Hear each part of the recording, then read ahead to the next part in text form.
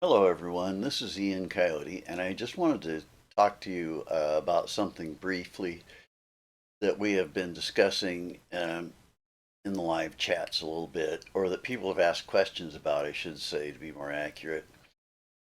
And I hadn't realized the best way to convey that till just the other day when I was thinking about it, because descriptions can be less effective, word descriptions than feeling descriptions. So I thought I wanted to make this video to make it clear to everybody how to tell the difference between your mental body and your astral body. Now, this has come up in reference to, of course, mental and astral travel, and how do you know which is which and do one or the other. And I decided that can be described pretty easily in a quick video. So if you're when you're in your body, wherever you're at, you can easily imagine that you're stepping, taking a step. You can imagine easily what it feels like to be taking a step, the feeling of one foot, the other foot landing.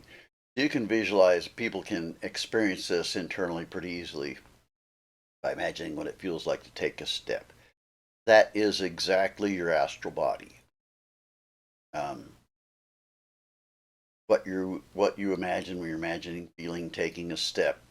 So your astral body is restricted to form based, or not restricted, it's its nature, it's just form based, it's just the way it is. So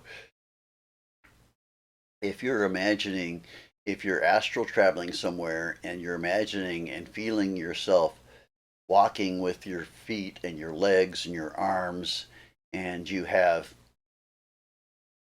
that's the state in which you get um, feelings and emotions. So you know,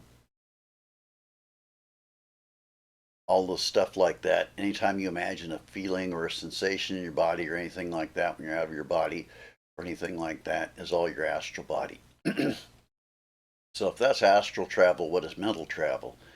Well, your next body is what Barden terms the mental body, which I'm not sure is a helpful descriptive term.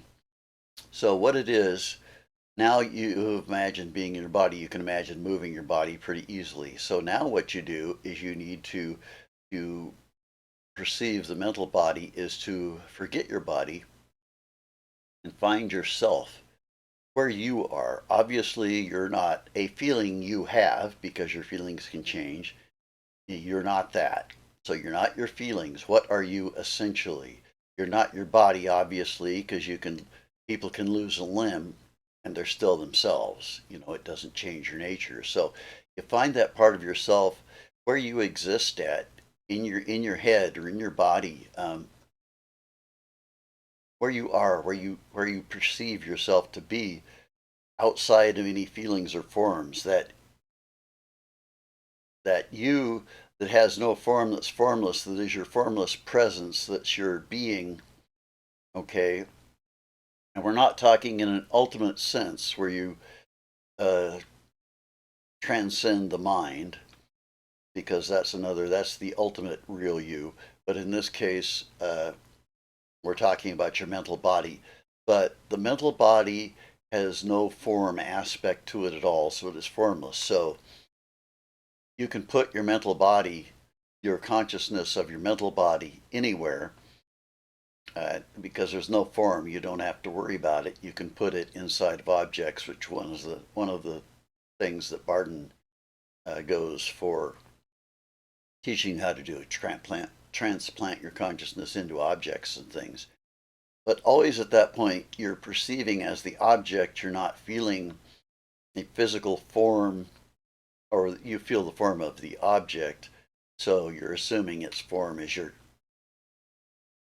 temporary astral body, maybe. I don't know that I would even call it that, but that's the idea. Your consciousness, your mental body is not limited by form. It can travel through space. It's not limited by time and space. It can travel through space freely. Okay. Your astral body can travel through space, but it is always going to be connected with an aspect of form, and that's why it can't get beyond the zone girdling the earth partially. I don't want to go too much into the esoterics. I just want to give people the idea how to feel the difference between the mental and the astral bodies. And I think that's probably the easiest way. You know, your formless perception of where you feel like you are, you know, which is outside. It's for me, it's in my head normally someplace, you know. I think of my consciousness as somewhere in my head, but it's not, you know, if I travel consciously, I'm not taking the form of my brain or anything with me, just my conscious perception where you would receive something consciously from. And that takes practice on its own, but it's actually easier and safer than learning astral travel.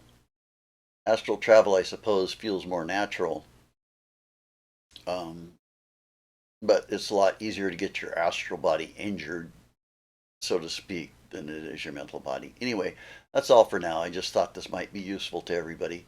Blessed be, and have a good rest of your day. Thank you for watching.